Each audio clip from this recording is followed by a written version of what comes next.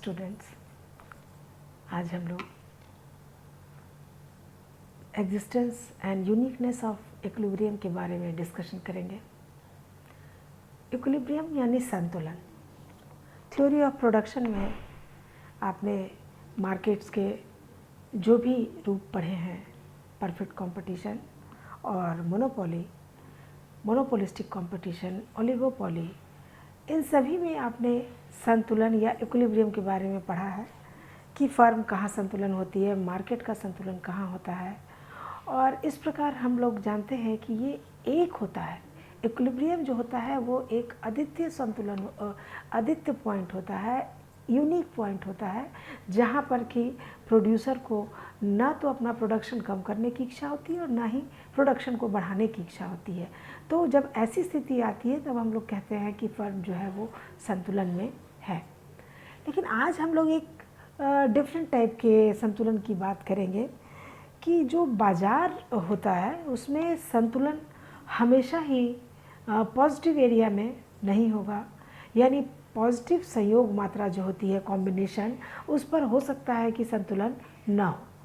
ऐसी स्थिति कब कब आती है, इसी के बारे में और किस किस तरह से इक्विलिब्रियम का यूनिकनेस देखने को मिलता है, ये हम लोग इस आज डिस्कशन करेंगे। और सबसे पहले हम लोग पढ़ेंगे existence of equilibrium. Existence of equilibrium का क्या तात्पर्य है? इसका तात्पर्य ये है कि जो साम्य है वो है या नहीं है। ये यहाँ पर दो कंडीशंस है हमारे पास, ए और बी। ये दोनों में हम लोग क्या देख रहे हैं, पहले हम लोग ए की बात कर लें। ए कंडीशन में हम लोग क्या देख रहे हैं कि इसमें मार्केट इक्विलिब्रियम नहीं हो रहा है।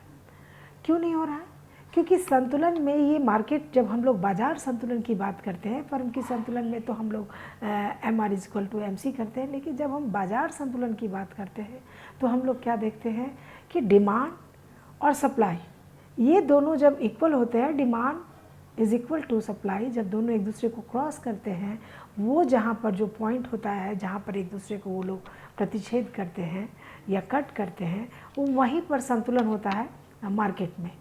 तो यहाँ पर जो ए सिचुएशन है, इसमें हम लोग क्या देख रहे हैं, इसमें हम लोगों ने एक्स एक्सिस पर क्वांटिटी लिया है प्रोडक्शन का, मान के चल रहे हैं हम लोग कि जो भी मार्केट है उसमें उसका क्वांटिटी हमने एक्स एक्सिस पर लिया है, वाई एक्सिस पर प्राइस लिया है। यहाँ पर हम लोग क्या देख रहे हैं कि डिमांड प्राइस जो है, जिसको हम लोग मांग कीमत कहते हैं, वो इस प्रकार से डी कर्व के द्वारा व्यक्त किया जा रहा है। और एस कर्व हमारा जो है वो बता रहा है कि सप्लाई कीमत या सप्लाई प्राइस, जिसको कि हम लोग कॉस्ट भी कह सकते हैं, वस्तु के कॉस्ट का जो कीमत है वो क्या है। तो क्या देख रहे हैं हम लोग कि सप्लाई जो है हमारा, वो सप्लाई प्राइस डिमांड प्राइस से बहुत ही ऊपर है। और ये जो पॉजिटिव एरिया है हमारा कर्व का, इसमें ये लोग एक दूसरे को कट नहीं कर रहे हैं। तो हम लोग कह सकते हैं कि ये साम्य की स्थिति नहीं है, इक्विलिब्रियम है ही नहीं इसमें। और अगर ये एक कंडीशन हो सकता है कि अगर हम इसको नेगेटिव एरिया में बढ़ाएं सप्लाई को वाई एक्सिस की तरफ, और डिमांड कर्व को भी अगर हम वाई एक्सिस की तरफ नेगेटिव एरिया में बढ़ाएं, तो नेगेटिव एरिया में जाकर ये दोनों एक दूसरे को कट कर सकते हैं। लेकिन नेगेटिव एरिया का आर्थिक व्यवहार में कोई महत्व नहीं है, और ये बिल्कुल ही इकॉनमी में महत्वहीन बात है कि नेगेटिव एरिया में डिमांड और सप्लाई एक दूसरे को क्रॉस कर रहे हैं या इक्वल है।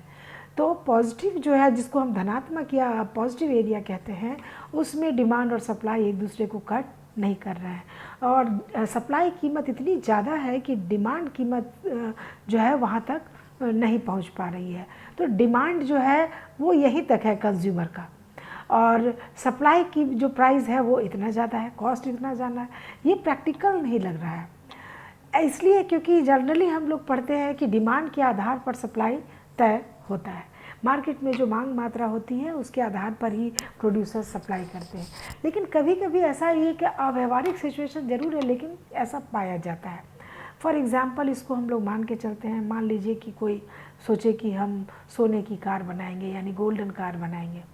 तो वो जो गोल्डन कार है उसका कॉस्ट इतना ज़्यादा होगा कि वो मार्केट में उसका कोई डिमांड होगा ही नहीं।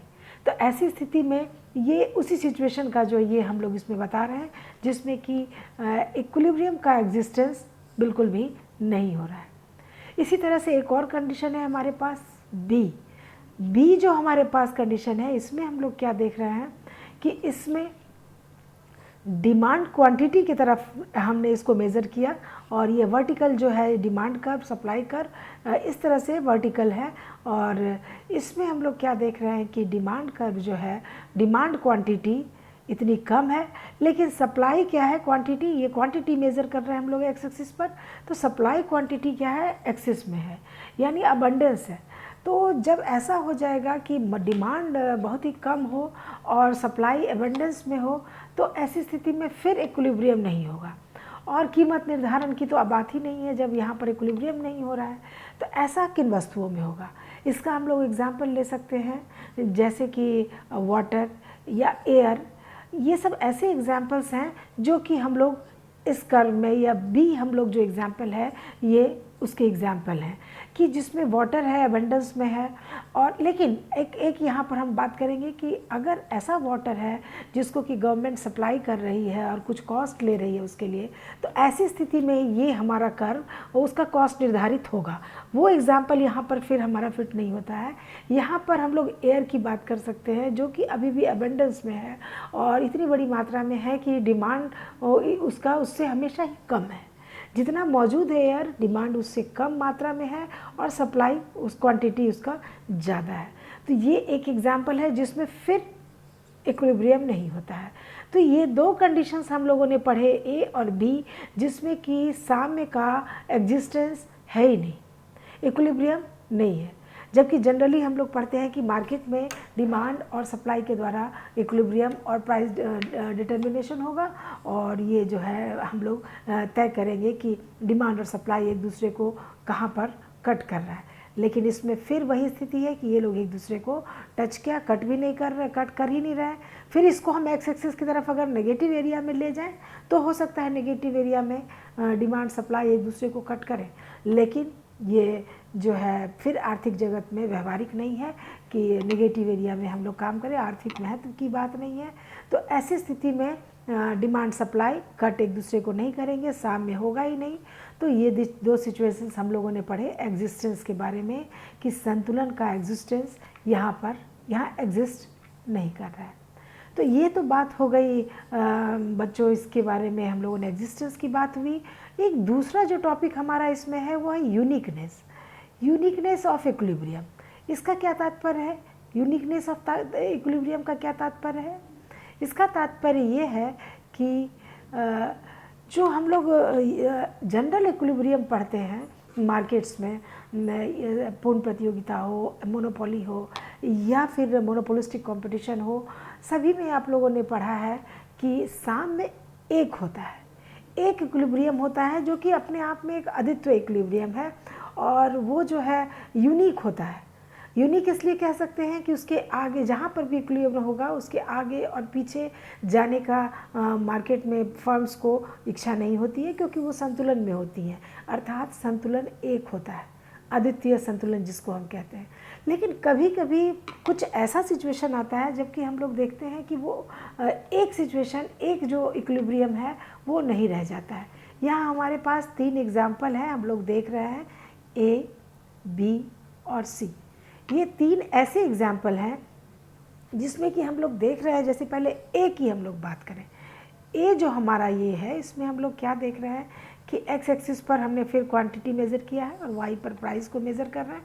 तो इसमें हम लोग क्या देख रहे हैं कि ये जो डिमांड कर्व है हमारा, ये तो जनरल डिमांड कर्व है जो कि